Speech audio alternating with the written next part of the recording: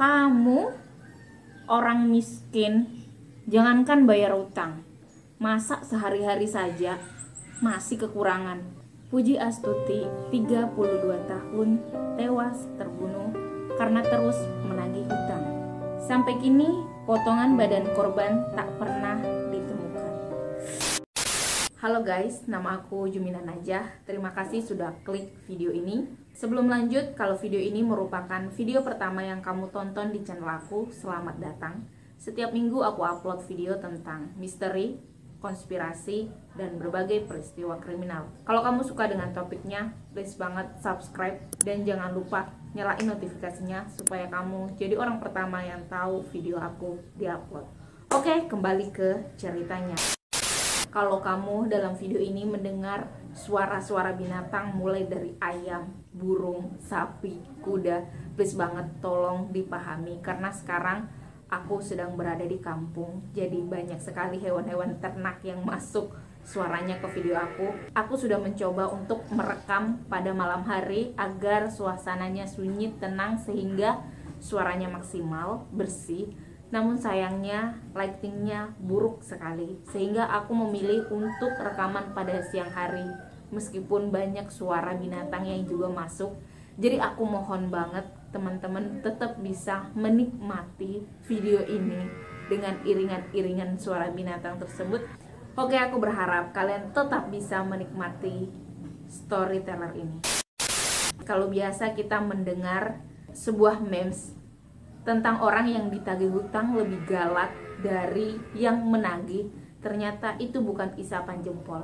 Hal ini terbukti dari kisah serial killer yang bakal kita lihat-lihat dan ceritakan, bahwa Astini Sumiasi tega membunuh orang yang menagih hutang kepadanya lalu memutilasi korbannya.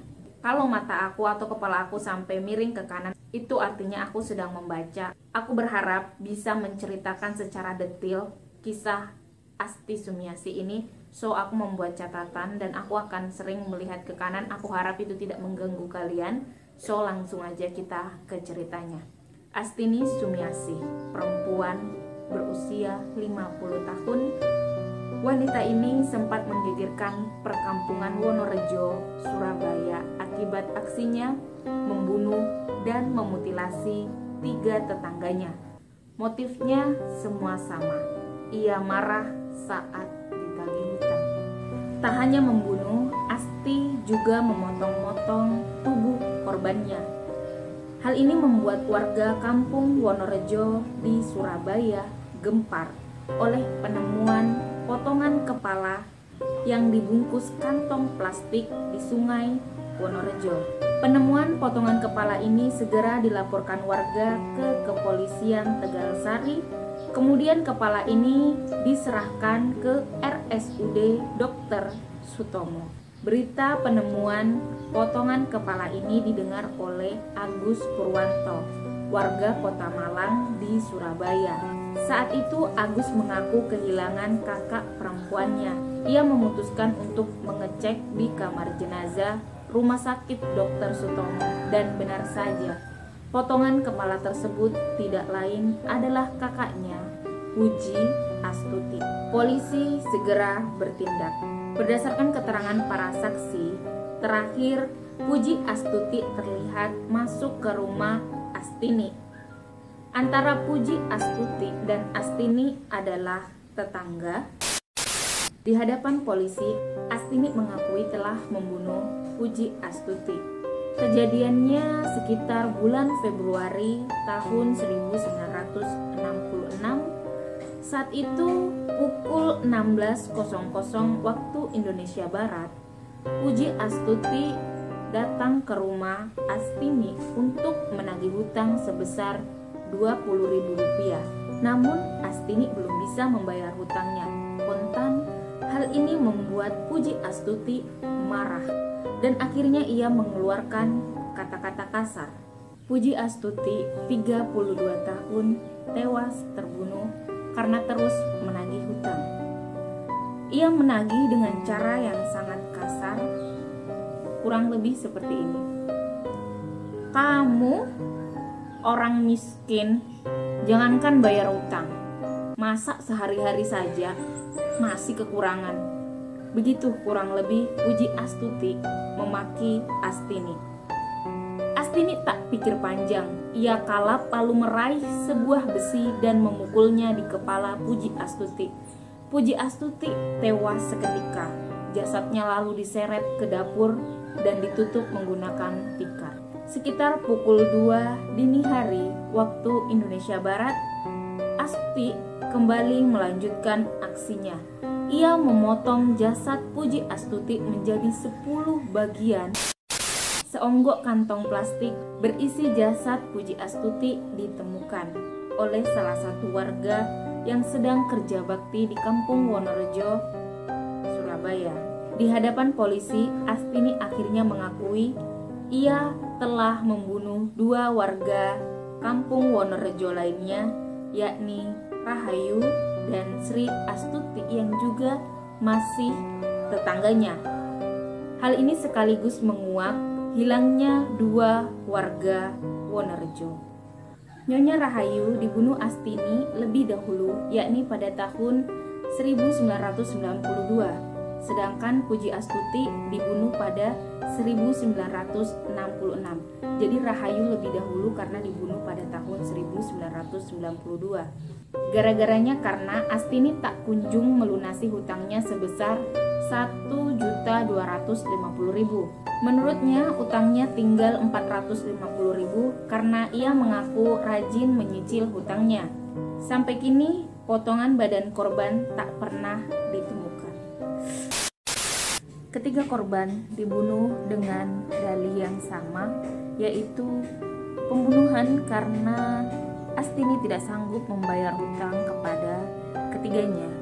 Ia marah ditagih dengan menggunakan bahasa yang kasar dan menyakiti hatinya. Astini juga mengaku bahwa setelah membunuh ia akan memutilasi korbannya menjadi 10 bagian, lalu seluruh perhiasannya akan ia lepas dan simpan. Sebab itulah Ketua Majelis Hakim kemudian menjatuhkan hukuman mati kepada Astini. Guys, rasanya kurang adil jika kita melihat kesadisan, kebengisan Astini hari ini. Saya pikir kita perlu melihat masa lalu atau bagaimana Astini dibesarkan sehingga dia memiliki pribadi yang bengis dan tega. Astini merupakan pribadi yang sensitif, mudah tersinggung karena dia dibesarkan kurang kasih sayang. Dia hanya dibesarkan dengan seorang kakak tiri yang terkenal dengan watak keras. Sehari-hari Astini membanting tulang membuat alat penutup becak. Penghasilannya ini tak menentu. Demikian dengan suaminya yang berprofesi sebagai pekerja bengkel yang hasilnya tak menentu, pas-pasan. Dari kesulitan hidup inilah kemudian Astini sering berhutang kepada para tetangganya. Sebelum Astini menghadapi regu tembak, pekan terakhir sebelum eksekusi mati dijatuhkan kepada Astini, ternyata uang masih menjadi barang penting bagi Astini. Dalam permintaan terakhirnya, salah satunya ia ingin mengantongi sejumlah uang. Bagaimana menurut kalian guys? Andai itu adalah pekan terakhir kalian, permintaan apa yang ingin Anda ajukan? Apakah uang, keluarga, makanan favorit, atau minuman favorit? Bayangkan jika Anda mengalami masa-masa sulit seperti ini. Seminggu lagi regu tembak akan menembak Anda. Apa yang akan menjadi permintaan terakhirmu? Please banget komen di bawah. Jadi guys, Astini melakukan aksinya di rumah kontrakan di Malang Utara. Pasca pembantaian itu, Astini kemudian hengkang dari rumah kontrakannya dan rumah kontrakan tersebut dihuni oleh orang yang baru.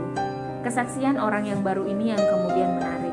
Sebagian penghuni kontrakan mengatakan bahwa rumah yang digunakan oleh Astini menjadi horor.